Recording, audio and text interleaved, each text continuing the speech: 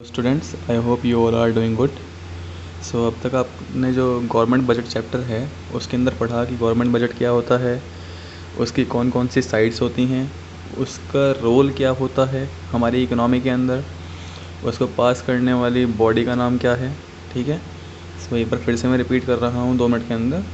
Government budget is a statement of government receipts and expenditures during a financial year which are estimated for the upcoming fiscal year बोल सकते हैं हम। ठीक है, या एक और डेफिनेशन दे सकते हैं हम, government budget is a statement that shows planned expenditures and receipts of the government during the financial year. ठीक है, एक स्टेटमेंट होता है जिसके अंदर सरकारी रिसीट्स यानी कि उन्हें पैसा कहाँ कहाँ से रिसीव हुआ वो, एंड एक्सपेंडिचर्स यानी पैसा कहाँ कहाँ पर खर्च हो रहा है सरकार का, उसके बारे में एक ब्यौरा तैयार होता है, एक स्टेटमेंट होता है, अकाउंट है वो एक तरह का। ठीक है, अकाउंट मीन्स कि जो उसके अंदर 2 साइड्स हैं, एक साइड के अंदर उसके पास इनफ्लो ऑफ मनी शो हुआ है, दूसरी साइड में उसके पास आउटफ्लो ऑफ मनी शो हुआ है। ठीक है, एंड देन उसके बाद जो है उसके 2 पार्ट्स होती हैं। पहला पार्ट तो है रिसीट्स, दूसरा पार्ट है एक्सपेंडिचर्स। ठीक है, रिसीट्स जैसे मैंने आपको बताया कि 2 तरह की होती हैं, एक तो होती है कैपिटल रिसीट्स, दूसरी होती हैं रिवेन्यू रिसीट्स। रिवेन्यू रिसीट्स कौन सी होती हैं? All those receipts which do not affect assets and liabilities of the government are known as revenue receipts, while capital receipts are those receipts which affect government assets and liabilities. ठीक है, इसी तरह से जो है एक्सपेंडिचर्स भी 2 तरह के होते हैं, एक तो होते हैं रिवेन्यू एक्सपेंडिचर्स और दूसरे होते हैं capital expenditures. Capital expenditures are those expenditures that affect government assets and liabilities, while revenue expenditures are those expenditures which do not affect government assets और liabilities। ठीक है, बस याद रखना जो भी रिवेन्यू वाला पार्ट है, भले ही एक्सपेंडिचर्स का हो या रिसीट्स का हो, वो एसेट्स एंड लाइबिलिटीज़ पर इफेक्ट नहीं डालता। वहीं अगर हम बात करते हैं कैपिटल वाले पार्ट की, तो वो जो है एसेट्स और लाइबिलिटीज़ पर इफेक्ट डालता है, चाहे वो एक्सपेंडिचर हो या फिर वो रिसीट हो। ठीक है, एंड देन उसके बाद जो है आपको मैंने रिसीट्स में रिवेन्यू की बात की थी, हमने लास्ट टाइम जो है रिवेन्यू रिसीट्स की बात की थी। रिवेन्यू रिसीट्स में मैंने आपको बताया था कि 2 तरह की रिसीट्स होती हैं, एक होती हैं टैक्स रिसीट्स, दूसरी होती हैं नॉन टैक्स रिसीट्स।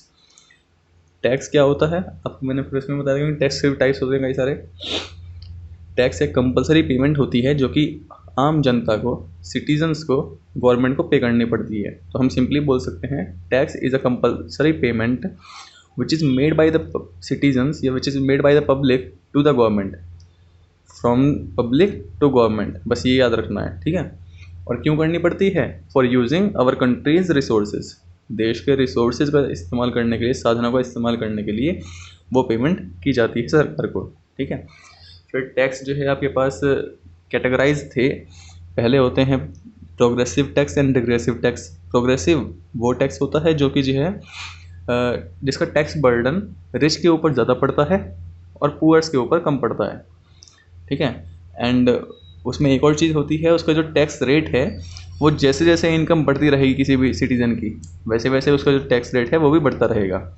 ठीक है, एंड दूसरा रिग्रेसिव, इसका एग्जांपल था प्रोग्रेसिव का income tax and wealth tax. Regressive कौन सा होता है? वो टैक्स होता है जिसका बर्डन, एक्चुअल बर्डन जो है गरीबों पर ज़्यादा पड़ता है अमीरों की अपेक्षा।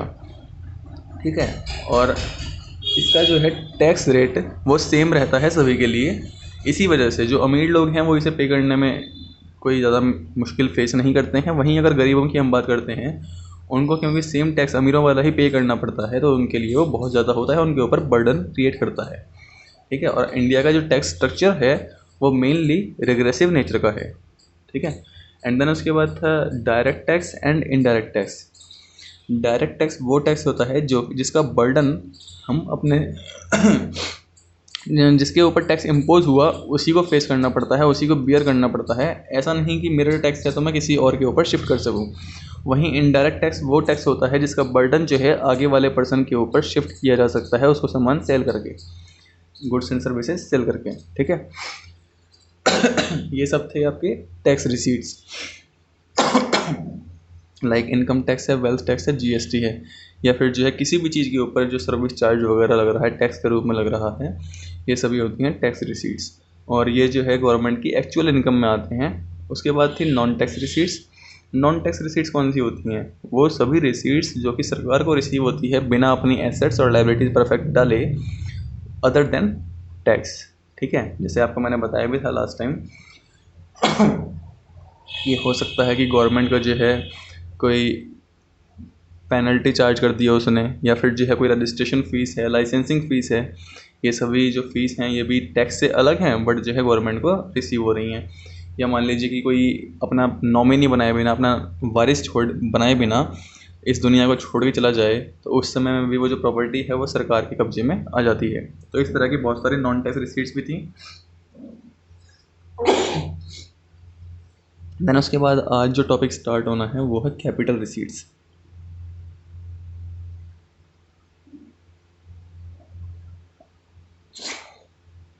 कैपिटल रिसीट्स, कैपिटल रिसीट्स क्या होती हैं? दो डेफिनेशन बन सकती हैं। पहली तो वही सिंपल सी जो मैं बार बार रिपीट कर रहा हूँ, these are the receipts which affect government assets और लाइबिलिटीज़। ठीक है, ये रिसीट्स का वो पार्ट है जो कि हमारे सरकार के एसेट्स और लाइबिलिटीज़ पर, उनकी प्रॉपर्टीज़ वगैरह पर असर डालती हैं। या हम दूसरी डेफिनेशन दे सकते हैं, these are the receipts which either create a liability for the government और reduce the assets of the government. ठीक है ना, these receipts either create a liability or reduce the assets।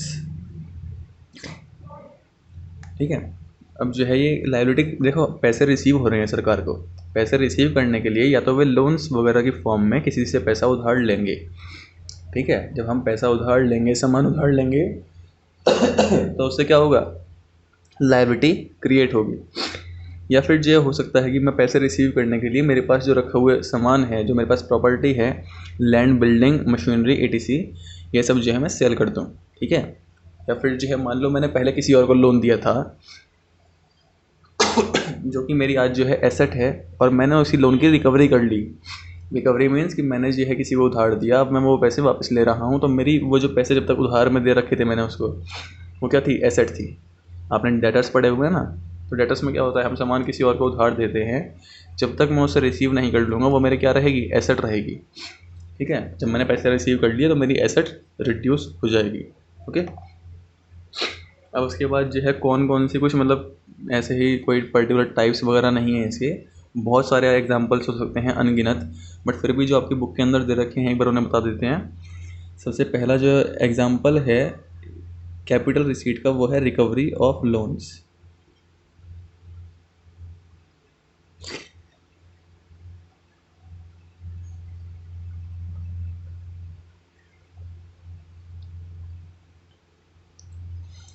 सबसे पहला जो सोर्स है कैपिटल रिसीट्स का सरकार का, वो है रिकवरी ऑफ लोन्स, क्योंकि जो सरकारें हैं वो भी बहुत तरह के लोन्स प्रोवाइड करती हैं। किस किस को प्रोवाइड कर सकती हैं वे? हो सकता है कि सेंट्रल गवर्नमेंट ने बजट, नॉर्मली जो हम बात कर रहे हैं वे सेंट्रल गवर्नमेंट के बजट की बात कर रहे हैं, हो सकता है कि हमारे सेंट्रल गवर्नमेंट ने स्टेट गवर्नमेंट्स को कोई लोन्स प्रोवाइड कर रखे हों। ठीक है, तो अब वे जो लोन्स होते हैं, लोन्स का मतलब ही है कि आपको रिटर्न करने पड़ेंगे, एक ऑब्लिगेशन, एक लायबिलिटी साथ में है। ठीक है भाई, मान लीजिए कि जब तक वह लोन दिल्ली की सरकार, मतलब केंद्र सरकार ने उत्तर प्रदेश को दे रखा है, कितने का, 5000 करोड़ रुपीज़, 5000 करोड़। ठीक है, अब जब तक जो है ये लोन उत्तर प्रदेश की सरकार वापस नहीं कर देती, तो इसको अपने कौन से अकाउंट्स में लिखेगी, असेट साइड में लिखने वाली है हमारी केंद्र सरकार। तो जब ये पैसा वापस मिलेगा तो इससे पैसे रिसीव होंगे, बट साथ ही साथ हमारी जो एसेट है वो रिड्यूस हो रही होगी। ठीक है, तो जो रिकवरी ऑफ लोन है, क्योंकि इससे हमारी एसेट रिड्यूस होती है, इसी वजह से ये जो है कैपिटल रिसीट का पार्ट बनता है। ठीक है, दूसरा है, और सरकारें किस किस को लोन दे सकती हैं, वो आम जनता को भी लोन दे सकती है, वो हो सकता है किसी बैंक को भी लोन दे दे, हो सकता है किसी और देश को लोन दे दे, किसी और कंपनी को लोन दे दे, या फिर जो है नॉर्मली जो सबसे ज़्यादा देती है वो देती है स्टेट गवर्नमेंट्स को। ठीक है, उसके बाद है बोरोइंग्स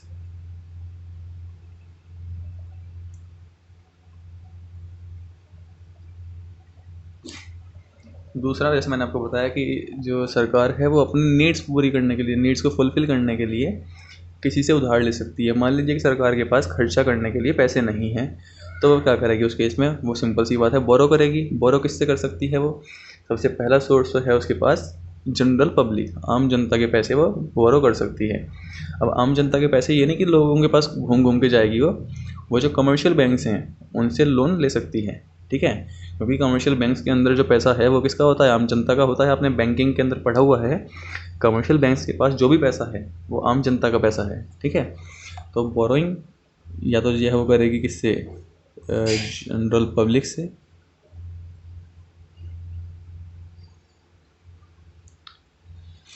या हम इसे कमर्शियल बैंक्स भी कर देते हैं, कन्फ्यूज़ ना हो आप इसलिए।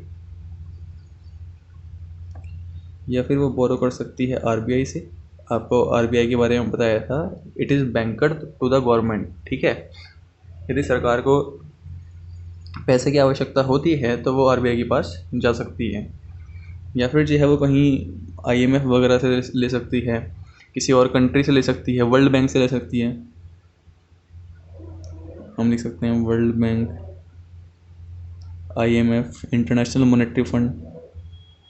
और नॉर्मली जो है जब भी सरकारें लोन लेती हैं या देश लोन लेते हैं तो वो इनसे ही लेते हैं आजकल, ठीक है? या हम इसे एक और नाम दे सकते हैं, वो दे सकते हैं क्या? Rest of the world. पूरे विश्व में कहीं से भी अगर लोन हमारी सरकार लेती है, किसी भी संस्था से हो सकता है, किसी भी देश से हो सकता है, किसी भी कंपनी से हो सकता है। मान लो कोई इंडियन कंपनी है अमेरिका की, जिसके पास बहुत पैसा है, तो हो सकता है कि हमारी जो सरकार है, भारत सरकार, वो उससे लोन ले ले। क्योंकि ऐसी ऐसी कंपनीज़ भी हैं कुछ जिनकी जो वर्थ है, जिनके पास जो पैसा है, जिनकी पूंजी की अगर हम कैलकुलेशन करें, एसेट्स की कैलकुलेशन करें, तो उनके पास हमारे देश जितना पैसा है कुछ चंद कंपनीज़ के पास, ठीक है? इंडिया की भी ऐसी बहुत बड़ी बड़ी कंपनीज आजकल बन चुकी हैं। सो जो बोरोइंग्स हैं, क्योंकि ये हमारी लाइबिलिटी क्रिएट करता है, मैंने कहा कि आइदर क्रिएट ए लाइबिलिटी। जब हम बोरो करेंगे तो क्या होगा? एक लाइबिलिटी क्रिएट होगी, इसलिए ये भी पार्ट किसका बना? कैपिटल रिसीट्स का। थर्ड क्या है? Other receipts. अदर रिसीट्स के अंदर आप जो चाहे वो ऐड कर सकते हैं, हर वो रिसीट जो कि हमारी एसेट लाइबिलिटी पर इफेक्ट डालती है। जैसे कि इसका पहला चीज़ क्या है? Selling of public sector enterprises. आपने कई बार पढ़ा है, ये आपको मैं कई बार बता चुका हूँ। 1991 में क्या हुआ? प्राइवेटाइजेशन हुआ। प्राइवेटाइजेशन मतलब क्या? डिसइन्वेस्टमेंट, ठीक है? यानी कि हमारी जो सरकारी कंपनीज थी उनके अंदर से पैसे निकाल के प्राइवेट लोगों के द्वारा उनको बेच दिया गया। इन्वेस्टमेंट मतलब क्या होता है? पूंजी लगाना, निवेश करना। डिसइन्वेस्टमेंट क्या होता है? वो जो पूंजी है उसे वापस निकाल लेना। जब हम पैसे बिजनेस में लगा रहे हैं तो वो होगा इन्वेस्टमेंट, जब हम पैसे बिजनेस से बाहर निकाल रहे हैं तो वो होगा डिसइन्वेस्टमेंट, ठीक है? भाई पहले सरकारी कंपनी खोलने के लिए, एक पीएसयू खोलने के लिए, पब्लिक सेक्टर एंटरप्राइज खोलने के लिए सरकार ने उसमें पैसे लगाए थे, ठीक है? बट हो सकता है कि वो जो हमारी पीएसयू है, पर्टिकुलर पीएसयू है, वो लॉस क्रिएट कर रही हो, वो जो है सोशल बर्डन बन के सामने आ रही हो। सोशल बर्डन क्यों? सरकार के पास पैसा खुद का तो होता नहीं है, सरकार के पास पैसा है पब्लिक का। अब अगर मान लीजिए कोई एक कंपनी आपने खोल दी और वो लगातार आपको लॉस देती रहे, वो इनएफिशिएंट है, बिल्कुल वो किसी काम की नहीं है एक्चुअली, ठीक है? यूज़लेस कंपनी है। अगर आप उसे ढो रहे हैं लॉस के साथ तो वो एक तरह से बर्डन पड़ जाएगा आपके ऊपर। ज़बरदस्ती की बात, जैसे जो है नॉर्मली फैमिली की अगर हम बात करते हैं, माँ बाप की बात करते हैं किसी के, तो उनका बच्चा चाहे नालायक हो चाहे पढ़ने वाला हो, या मतलब लायक हो, ठीक है? इसके बावजूद भी जो है उन्हें ढोना पड़ता है, क्योंकि वे क्या है? सरकार करता धरता है। और जो बच्चा है वो क्या है? प्रजा है बेचारा। अब वो जो है चाहे कुछ भी करे बट फिर भी माँ बाप उसे पालते ही पालते हैं। तो ऐसे ही जो है कभी कभी क्या होता है, जो पीएसयूज़ हैं वो सरकार के ऊपर बर्डन क्रिएट करती हैं। इसलिए अच्छा ये होता है कि उनसे डिसइन्वेस्टमेंट कर लिया जाए, बट सभी से नहीं, क्योंकि डिसइन्वेस्टमेंट जो है पब्लिक के ऊपर एक बहुत नेगेटिव इम्पैक्ट डालता है। अगर कोई भी सरकार किसी सरकारी कंपनी को सेल करती है तो इससे सरकार की इनएफिशिएंसी झलकती है। इनएफिशिएंसी मतलब क्या? लोग कहेंगे कि आपके बस की नहीं था या आपसे पॉसिबल नहीं हो पाया उस पर्टिकुलर कंपनी को चलाना। अब भले ही उसका रीज़न कुछ भी हो, क्योंकि कंपनी अलग होती है, सरकार अलग होती है, बट हम सभी जानते हैं कि जिस भी डिपार्टमेंट की कंपनी होगी उसके मिनिस्ट्री का मतलब उस पर पूरा पूरा कंट्रोल होता है, बेईमानी खूब होती है। और इसी वजह से कई बार जो सरकारी कंपनीज़ हैं वो इनएफिशिएंट बन जाती हैं। आप सभी ने देखा होगा अपने आसपास भी, सरकारी लोग जो होते हैं वो काम करना नहीं चाहते। आप देखिए कि उनके पास क्वालिफ़िकेशंस बहुत हाई हैं, वे जो है बहुत अच्छे अच्छे एग्ज़ाम्स क्लियर करने के बाद आते हैं। कुछ फर्जीवाड़े से भर्ती हो जाते हैं, उनकी बात नहीं कर रहा हूँ मैं, बट कुछ लोग ऐसे होते हैं जो रियली बहुत अच्छे अच्छे एग्ज़ाम्स क्लियर करके आते हैं, बट क्योंकि वे वहाँ पर जाते ही नालायक हो जाते हैं, कुछ काम नहीं करते, इसलिए धीरे धीरे इनएफिशिएंसी बढ़ती रहती है। इनएफिशिएंसी बढ़ने का मतलब क्या है, वो जो पर्टिकुलर कंपनी है, पीएसयू है, वो लॉस क्रिएट करती है। उस केस में अगर मान लो सरकार उसको प्राइवेट लोगों के पास बेच दे या किसी और को बेच दे उसकी प्रॉपर्टी को, तो वो क्या कहलाएगा, वो कहलाएगा डिसइन्वेस्टमेंट, और इससे भी सरकार को पैसे रिसीव होंगे। बट उनकी जो एसेट्स हैं, रिड्यूस द एसेट्स लिखा हुआ था, तो उनकी जो एसेट्स हैं वो रिड्यूस हो रही हैं। आप अपनी प्रॉपर्टी बेच रहे हैं, ऑब्वियस सी बात है। अब कंपनी के अंदर हो सकता है उसका नाम हो, बिल्डिंग हो, मशीनरी हो, कुछ बहुत सारे राइट्स वगैरह हों, पेटेंट्स हों उसके, ठीक है ना। और ब्रांड नेम अपने आप में एक बड़ी चीज़ होती है, ठीक है। अब जब कोई आप एसेट बेच रहे हैं तो आपकी उससे एसेट रिड्यूस होगी, बट साथ में आपको पैसे भी रिसीव होंगे। जब सरकारों के पास पैसे नहीं बचते या फिर जो है उनके पास सोर्स ऑफ इनकम नहीं बचता है, उनको जो अपनी डेफिसिट फुलफ़िल करनी होती है, तो वो या तो रिकवरी ऑफ लोन्स करेंगे। मान लो लोन्स किसी को नहीं दे रखे हैं, फिर वे बोरोइंग्स का सहारा लेंगे। मान लो कि कमर्शियल बैंक्स ऑलरेडी खस्ता हाल पड़े हुए हैं, जैसा आजकल हो रहा है, ठीक है। आरबीआई से लोन्स ले सकते हैं, हो सकता है कि आरबीआई के पास इतने रिजर्व ना बचे हों, आरबीआई ने मना कर दी। फिर हो सकता है कि वो रेस्ट ऑफ द वर्ल्ड में जाएं, यानी कि जो है विदेशों से कहीं मांगने की कोशिश करें। हो सकता है कि विदेश वाले जो मतलब पूरी दुनिया है वो जो है आपको लोन ना दें। क्यों ना दें, क्योंकि जी आपकी छवि अच्छी ना हो। वैसे इंडिया की छवि बहुत अच्छी है, बट हो सकता है पाकिस्तान जैसे देश की अगर हम बात करें जिसकी छवि बहुत ख़राब हो चुकी है पूरे विश्व में, तो उसको कोई लोन ना दे, ठीक है। तो उस केस में जो है आपके पास एक ही ऑप्शन बचता है, वो क्या है, अपनी प्रॉपर्टी सेल कीजिए, प्रॉपर्टी बेच के खाइए, है ना। तो ये तीन तरीके थे, ये तीन मतलब ब्रॉड तरीके थे जिनके ज़रिए सरकार की कैपिटल रिसीट्स होती हैं। कैपिटल रिसीट्स कौन सी, जो है या तो एक लायबिलिटी क्रिएट करती हैं या फिर जो है एसेट्स रिड्यूस करती हैं। लायबिलिटी बढ़ाती हैं और एसेट्स घटाती हैं। चलो भाई, रिसीट्स का पार्ट इतना ही था। रिसीट्स में मैंने आपको बता दिया कि दो तरह की रिसीट्स होती हैं, रिवेन्यू एंड कैपिटल। रिवेन्यू के अंदर दो तरह की होती हैं, tax and non tax. Capital के अंदर ये तीन टाइप्स ही थे, ठीक है। जो नॉन टैक्स रिसीट्स थी उनके नाम क्योंकि एक दो के नए नए थे, लाइक एस शीट हो गया, ठीक है, असेसमेंट ऑफ स्पेशल असेसमेंट हो गया, है ना। तो ये सब जो है आप पढ़ लेना, याद रख लेना, बाकी वैसे मुश्किल तो कुछ खास है नहीं। अब नेक्स्ट जो टॉपिक है वो है एक्सपेंडिचर, या हम बोल सकते हैं बजट एक्सपेंडिचर।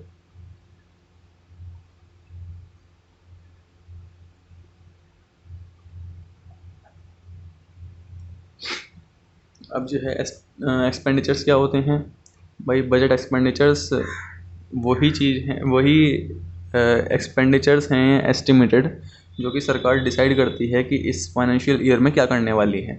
या तो वो कर सकती है डेवलपमेंट के ऊपर या फिर वो कर सकती है नॉन डेवलपमेंट के ऊपर। तो डेफिनेशन की अगर हम बात करते हैं, it refers to the estimated expenditures of government on development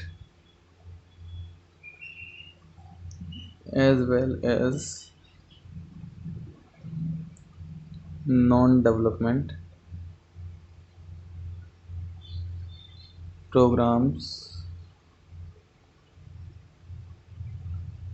during a financial year या फिस्कल ईयर। तो बजट एक्सपेंडिचर क्या होता है, ये वे सारे एक्सपेंडिचर्स हैं। फिर से वर्ड याद रखना, एस्टिमेटेड जरूर ऐड करना है आपको, क्योंकि बजट जहाँ भी आएगा वहाँ पर एस्टिमेटेड भी आएगा। बजट इज़ अ प्लान, ठीक है। तो ये सारे एस्टिमेटेड एक्सपेंडिचर्स होते हैं सरकार के, किस किस चीज़ के ऊपर, या तो डेवलपमेंट के ऊपर या फिर जो है नॉन डेवलपमेंट के ऊपर। अब जो है दो चीज़ें यहाँ पर यूज़ हुई हैं, डेवलपमेंट और नॉन डेवलपमेंट। ऐसा नहीं है कि सरकार जो है कुछ फालतू की फिजूल खर्ची भी करती है भाई। पढ़ने से ऐसा लगता है कि क्यों ना हम सारे खर्चे डेवलपमेंट के ऊपर ही करें। आखिर हमें जब खर्चे करने ही हैं तो हम नॉन डेवलपमेंट एक्सपेंडिचर्स करें ही क्यों। बट ऐसे बहुत सारे खर्चे हैं जो कि डेवलपमेंट प्रोग्राम्स को चलाए रखने के लिए भी करने पड़ते हैं। जैसे कि नॉन डेवलपमेंट एक्सपेंडिचर्स का मैं आपको एग्जांपल देता हूँ। एग्जांपल हो सकता है maintenance of law and order. कानून व्यवस्था को बनाए रखने के लिए जो भी खर्चा होता है सरकार का, वो नॉन डेवलपमेंट के अंदर आता है। तो ये जो खर्चा है ये भी बहुत आवश्यक है। अगर मान लीजिए कि आप रोड वगैरह बना रहे हैं, ब्रिजेस बना रहे हैं, ये सब क्या किसके अंदर आते हैं? डेवलपमेंट के अंदर आते हैं। इनको चलाए रखने के लिए भी इनको कोई ख़राब ना करे, नष्ट ना करे, ठीक है। कोई ऐसा ना हो कि कोई हाफ माइंड किस्म का इंसान हो वो रोड तोड़ने लगे, तो उसको बचाने के लिए जो है हमें नॉन डेवलपमेंट एक्सपेंडिचर्स भी करने पड़ते हैं कानून व्यवस्था बनाए रखने के लिए, ठीक है। जो सरकारी एम्प्लॉयज़ की सैलरीज वगैरह हैं वे भी पे करनी पड़ती हैं, जिससे कि हमारे डेवलपमेंट वाले कार्यक्रम भी चल सकें। देश को चलाने के लिए दोनों ही आवश्यक हैं। ऐसा कभी मत सोचना कि भाई, क्योंकि देखो नॉर्मल सी बात है, अगर किसी को ना पता हो कि नॉन डेवलपमेंट एक्सपेंडिचर्स के अंदर कौन कौन सी चीज़ें आती हैं तो पढ़ने से लग सकता है कभी कभी, इसलिए मैं बस क्लियर कर रहा हूँ और कुछ नहीं, ठीक है। चलो अब उस पर आते हैं। एक्सपेंडिचर्स दो तरह के होते हैं फिर से। कौन कौन से? रेवेन्यू एक्सपेंडिचर्स और कैपिटल एक्सपेंडिचर्स। तो पहले हम रेवेन्यू की ही बात कर लेते हैं। रेवेन्यू एक्सपेंडिचर्स डेफिनेशन फिर से इसकी भी वही होगी। These are the expenditures that do not affect government assets और लाइबिलिटीज।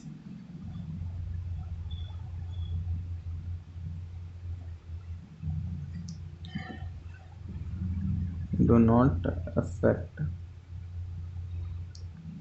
गवर्नमेंट एसेट्स और लाइबिलिटीज। चलिए जी, अब इसमें क्या होता है, ये ना तो जो है कोई एसेट क्रिएट करते हैं और ना ही जो है कोई लाइबिलिटी रिड्यूस करते हैं। अब इसके जो एग्जांपल्स हैं वो क्या क्या हो सकते हैं? एग्जांपल्स ऑफ रेवेन्यू एक्सपेंडिचर्स, जैसे हमने आपको बताया था रिसीट्स के अंदर ग्रांट्स डोनेशंस जो सरकार किसी और से लेती है वो होती हैं रेवेन्यू रिसीट्स। उसी तरह से अगर मान लो सरकार किसी को ग्रांट्स दे रही है, डोनेशन दे रही है, सरकार भी डोनेट कर सकती है। मान लीजिए आप आज कोई बहुत अच्छा सोशल वर्क करने लगें तो हो सकता है गवर्नमेंट ऑफ इंडिया आपसे खुश हो जाए और आपको खुश होने के बाद जो है कुछ डोनेट कर दे कि भाई आप जो भी काम कर रहे हैं, सोशल सर्विस प्रोवाइड कर रहे हैं, इसमें हम भी अपना योगदान देना चाहते हैं और ये लीजिए 50 लाख का चेक, ठीक है। तो पहला तो ग्रांट्स या डोनेशंस, ठीक है। बस याद रखना जब भी इसे एक्सप्लेन करो ग्रांट्स और डोनेशंस को, तो उसमें एक जगह तो आएगा रिसीट्स के अंदर तो आएगा क्या, रिसीव हुई है सरकार को। यहाँ पर क्या आएगा, सरकार ने पे की है, वहाँ पर रिसीविंग, यहाँ पर पेमेंट्स, ठीक है। अब और क्या हो सकता है, जो सरकार है वो इंटरेस्ट भी पे करती है, इंटरेस्ट पेमेंट्स। मान लो कि सरकार जो है कोई पैसा कोई रिसीट्स के अंदर, जैसे यहाँ पर बोरोइंग्स, सरकार ने लोन लिया तो उस लोन के ऊपर जो इंटरेस्ट पे करना पड़ेगा सरकार को, वो भी एक तरह का एक्सपेंडिचर ही तो है। क्यों? क्योंकि उससे जो है वो जो हमारे इंटरेस्ट पेमेंट है वो एक्स्ट्रा बर्डन है, उससे ना तो आपको जो है कोई एसेट पे असर पड़ रहा है और ना ही लायबिलिटी के ऊपर, क्योंकि मूल तो हमारा यूँ गति में जो लोन इंटरेस्ट पे करने से हमारा जो लोन का अमाउंट है उस पर कोई फ़र्क नहीं पड़ता।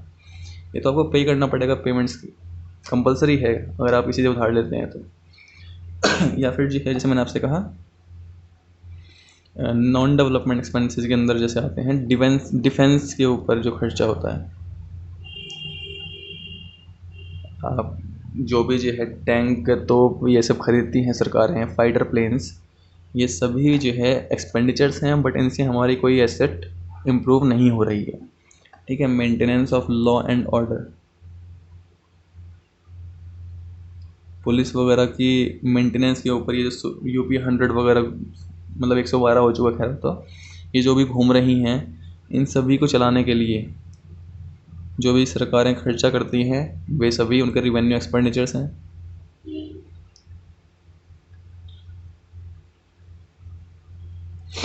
तो ऐसे बहुत सारी चीज़ें हो सकती हैं जो कि हमारी रिवेन्यू एक्सपेंडिचर्स में है। बस याद रखना है आपको, क्वेश्चन पेपर में आपको ऐसे दे सकते हैं कि कोई क्वेश्चन दे दिया, आपसे पूछेंगे कि कैटेगराइज कीजिए इन्हें कि ये रिसीट है या एक्सपेंडिचर है, उसके बाद पूछ लेंगे कि ये कैपिटल रिसीट है या रिवेन्यू रिसीट है, या फिर पूछ लेंगे कि कैपिटल एक्सपेंडिचर है या फिर रिवेन्यू एक्सपेंडिचर है। बस जो बेसिक है वो याद रखना, revenue do not affect assets और liabilities and capital affect liabilities and assets, ठीक है। अब उसके बाद आता है कैपिटल एक्सपेंडिचर।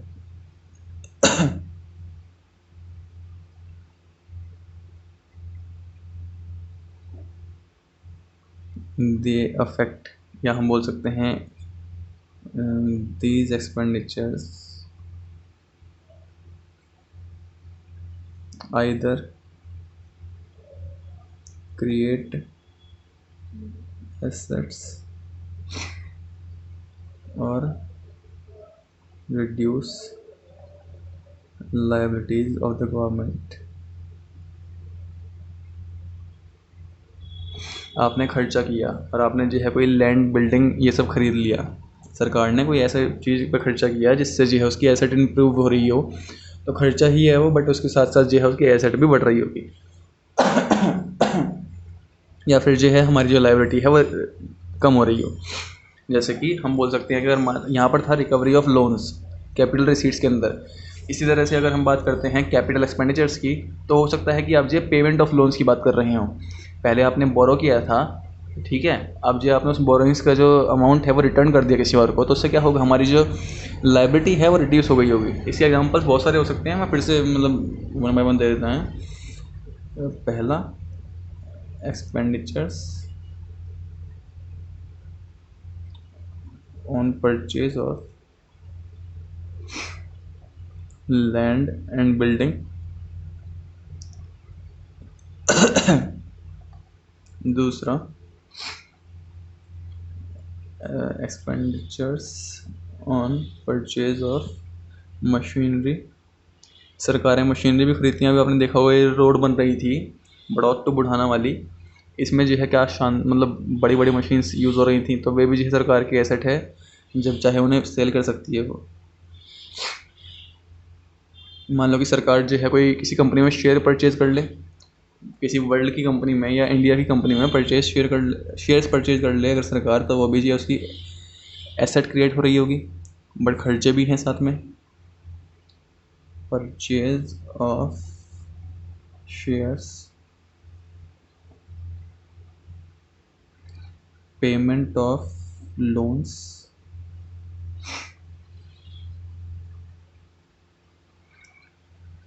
ठीक है। तो ऐसे जो बहुत सारी चीज़ें हैं जो कि इसके अंदर भी आ सकती हैं। अब उसके बाद यहाँ पर जो वर्ड यूज था, चलो एक्सपेंडिचर्स जो है उसके बाद टाइप्स इसके बहुत सारे होते हैं। एक्सपेंडिचर्स दो तरह के होते हैं, एक तो होता है प्लान्ड एक्सपेंडिचर और दूसरा होता है नॉन प्लान्ड एक्सपेंडिचर। दो तरह के एक्सपेंडिचर्स हो सकते हैं जो सरकारें खर्चे करती हैं, वो दो तरह के हो सकते हैं, एक तो होता है प्लान्ड, दूसरा होता है नॉन प्लान्ड। अब जो है इसको समझना बहुत ही आसान है। जो भी खर्चे सरकार करती है पहले से डिसाइड करके, पहले से डिसाइड मतलब क्या, जो हमारे 5 ईयर प्लान का हिस्सा रहा हो।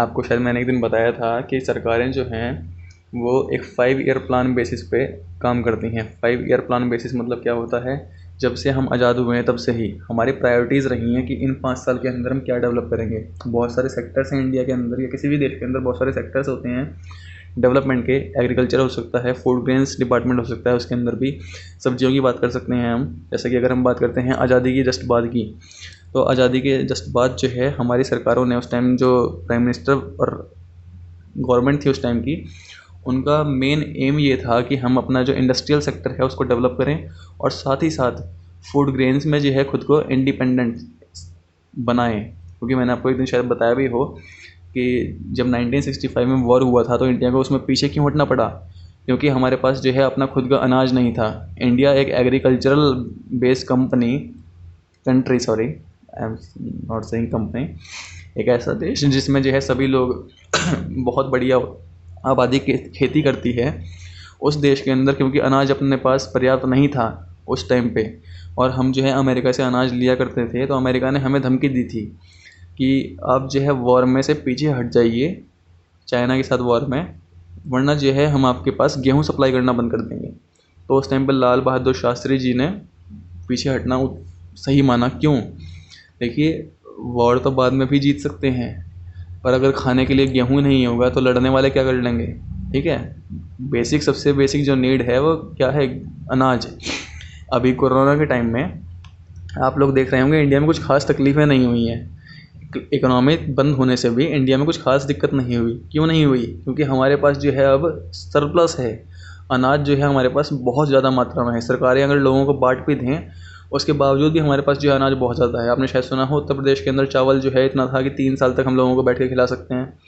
ठीक है, तो इसीलिए जो अब हमने सैनिटाइज़र बनाने के लिए भी चावल का इस्तेमाल किया। तो आप देखिए कि उस टाइम क्या हालात थे, आज क्या हालात हैं। ये जो हालात हमारे डेवलप हुए हैं, ये हुए हैं 5 ईयर प्लान से। यानी कि 5 साल के लिए एक प्लान बनाते हैं, कॉम्प्रहेंसिव प्लान्स बोलते हैं इनको। ठीक है, इनमें क्या होता है कि इन 5 सालों के अंदर हम क्या डेवलपमेंट करेंगे या किस सेक्टर को डेवलप करेंगे। ठीक है, तो इनके अंदर जो भी चीज़ डिसाइड होती है वो बनती है 5 प्लान एक्सपेंडिचर्स का पार्ट, या फिर वो सभी खर्चे हो सकते हैं जो कि हम पहले से डिसाइड कर रहे हों या बजट के अंदर डिसाइड कर चुके हों। जैसे कि कंस्ट्रक्शन हो सकता है रोड्स का, बिल्डिंग्स का। ठीक है भाई, अगर मान लीजिए सरकार ने साल की शुरुआत में ही डिसाइड कर लिया कि हम जो है दिल्ली से बड़ौत की रोड बना देंगे, या फिर जो है जितने भी पावर प्लांट्स हैं उनको रिन्यू कर देंगे, तो वो क्या है? ऑलरेडी डिसाइडेड है, मतलब कि प्लान्ड है। बट अब जैसे आपने देखा तूफ़ान आ गया, कोरोना आ गया, क्या बजट में किसी ने डिसाइड किया था कि कोरोना आएगा, उससे बचने के लिए हमें ये खर्चे करने पड़ेंगे? नहीं किया था। तो वो सभी हो गए नॉन प्लान एक्सपेंडिचर्स। अभी जो है दो एकदम साइक्लोन्स आ गए, एक अम्फान और दूसरा जो है निसर्ग, तो उनके ऊपर राहत बचाव कार्य के ऊपर जो भी खर्चा हुआ वो सब क्या है? Non plan expenditure. किसी ने भी भूल से भी माना कि हम रिज़र्व बना के तैयार रखते हैं, माना कि हमारे पास जो है एनडीआरएफ जैसी जो है टीम्स ऑलरेडी थी, यानी कि हमारे पास जो एक फ़ोर्स का हिस्सा था जो कि जो ऑलरेडी इस काम के लिए बनाया जा चुका है, बट फिर भी कोई भी प्लान नहीं करता, कोई भी उम्मीद नहीं करता कि ऐसा नुकसान हो जाएगा। तो इसलिए ये सब थे नॉन प्लान एक्सपेंडिचर्स। भाई मान लीजिए कि ये जो आतंकवादी हमले करते हैं, इनका रिप्लाई करना पड़ता है हमारे कंट्री को, हमारे आर्म्ड फोर्सेस को, तो ये सब क्या हैं? नॉन प्लान एक्सपेंडिचर्स हैं। कहीं पर कोई दंगा हो गया, ठीक है, कहीं पर आगजनी हो गई, कोई नुकसान हो गया आकस्मिक तौर पे, वो सभी क्या होंगे? नॉन प्लान एक्सपेंडिचर्स होंगे। क्यों? क्योंकि ये नुकसान वगैरह जो भी होता है वो कभी भी उसको जो है आप प्लानिंग नहीं कर सकते हैं। आप उसे बचाने के लिए रिज़र्व बना लेंगे, ऑलरेडी खुद को बैकअप के लिए तैयार रखेंगे, बट फिर भी वो हमारे जो खर्चे हैं वो बजट के अंदर डिसाइड नहीं होते हैं। ठीक है, तो 2 तरह के खर्चे होते हैं, याद रखना। इसलिए अगर आपसे कोई पूछे कि टोटल गवर्नमेंट एक्सपेंडिचर कितना है, और एक और चीज़ है, प्लान एक्सपेंडिचर के अंदर भी रिवेन्यू और कैपिटल आ सकते हैं, इसके अंदर भी रिवेन्यू और कैपिटल आ सकते हैं। ये अलग कैटेगराइजेशन है उससे। ठीक है, पहला क्या था? रिवेन्यू एक्सपेंडिचर्स या कैपिटल एक्सपेंडिचर्स, वो इसमें भी हो सकते हैं, इसमें भी हो सकते हैं। So total government expenditure is equals to, पहला तो है revenue and capital, revenue expenditures plus capital expenditures. दूसरा क्या हो सकता है? Planned expenditures plus non planned expenditures. वैसे ही एक टर्म बना दी है। टर्म क्यों बनाते हैं बुक्स के अंदर, मैंने आपको पहले बता रखा है, इसकी कोई आवश्यकता नहीं थी, स्टिल इसलिए बनानी पड़ती है बुक वालों को, क्योंकि कभी कभी जो है क्वेश्चन पेपर में क्वेश्चन आ जाता है इस तरह का, और कुछ बच्चे ऐसे होते हैं जो अपना कॉमन सेंस यूज़ किए बिना बोलते हैं कि हमने तो ये कभी पढ़ा ही नहीं, तो इसलिए बुक वाले नेक्स्ट ईयर उसे ऐड कर देते हैं। ठीक है, जबकि वैसे ये कॉमन सेंस की बात है। Planned which is already estimated, ठीक है, नॉन प्लान्ड विच इज़ आकस्मिक, या हम बोल सकते हैं which is created on the spot. ठीक है, सो एक्सपेंडिचर्स यहीं पे ख़त्म होते हैं। अब उसके बाद जो है जो बजट डेफिसिट होता है, क्योंकि बजट के अंदर डेफिसिट भी होता है, मैंने आपको बताया था स्टार्टिंग में ही कि एक इंडिया जैसा जो कंट्री है वहाँ पर हमेशा डेवलपिंग नेशंस के अंदर हमेशा ही एक डेफिसिट बजट होता है। आजकल जो है कुछ बहुत होशियार बनने वाले लोग हो सकते हैं, कुछ कम्युनिस्ट हो सकते हैं, बहुत सारे ऐसे लोग हैं जो आजकल अपने आप को बहुत ज़्यादा बड़ा इकोनॉमिस्ट मानने लगे हैं, जिसे इकोनॉमी का ई नहीं पता, वो भी इकोनॉमी की बात करता घूमता है। तो लोग कहते हैं कि इतना डेफिसिट हो गया हमारे यहाँ पर, डेफिसिट कमी होती है। ठीक है, कहते हैं कि हमारे पास जो है इतना सारे लोन्स ले लिए सरकार ने। भाई सिंपल सी बात है, जो भी डेवलपिंग कंट्रीज़ होते हैं, आप किसी को भी उठा के देख लीजिए, डेवलपिंग छोड़िए, आप जो है जो डेवलप्ड नेशंस हैं, जापान, अमेरिका, ये सब लोन लेते हैं। ऐसा एक कंट्री नहीं होगा जो कि वर्ल्ड बैंक से लोन ना लेता हो, ठीक है। ऐसे ही अगर हम डेफिसिट की बात करते हैं तो अंडर डेवलप्ड कंट्रीज़ और डेवलपिंग कंट्रीज़, उनके बजट हमेशा जो है डेफिसिट बजट होते हैं। मैं एक बार शॉर्ट में बता देता हूँ व्हाट इज़ डेफिसिट बजट। जब हमारे देखो दो साइड्स हैं, एक तो है रिसीट्स, एक है एक्सपेंडिचर्स, ठीक है। अगर हमारे खर्चे ज़्यादा हो जाएं रिसीट से तो हम बोलते हैं कि हमारा जो बजट है वो है डेफिसिट बजट। यानी कि आपके पास जो है पैसे तो उतने रिसीव हुए ही नहीं, बट उससे ज़्यादा आपने खर्चे कर दिए। बजट जब बना रहे थे तो उस टाइम पे हमारे पास इतने पैसे रिसीव होने के लिए इनकम के सोर्स नहीं थे जितने हमने जो है खर्चों के बारे में बात कर दी। 8 रुपये हैं, 10 रुपये का खर्चा कर रहे हैं, यानी कि 8 रुपये रिसीव होंगे जनता से, बट जो हम 10 रुपये खर्चा करने की बात कर रहे हैं। तो वो जो 2 रुपये हैं, उस 2 रुपये को हम बोलेंगे डेफिसिट या बजट डेफिसिट, ठीक है। और जो है नॉर्मली एक, अगर आप कहीं पढ़ते हैं, किसी से सुने कभी भी गलती से कि हमारे कंट्री में इतना डेफिसिट आ गया, सरकारें क्या कर रही हैं, तो याद रखना आज तक एक भी बजट हमारा बिना डेफिसिट के नहीं हुआ। दूसरी बात, अगर आप चाहते हैं डेवलपमेंट करना कंट्री के अंदर, तो आपको डेफिसिट बजट करना ही पड़ेगा, ठीक है, लाना ही पड़ेगा। और जो है वो जो डेफिसिट का अमाउंट है, वो जो 2 रुपये हैं, वो कहाँ से पूरे होते हैं? वो पूरे होते हैं बोरोइंग्स से, ठीक है। बाकी इसके बारे में डिटेल में बाद में बताएंगे, अभी शॉर्ट के लिए बता रहा था बस। Thank you.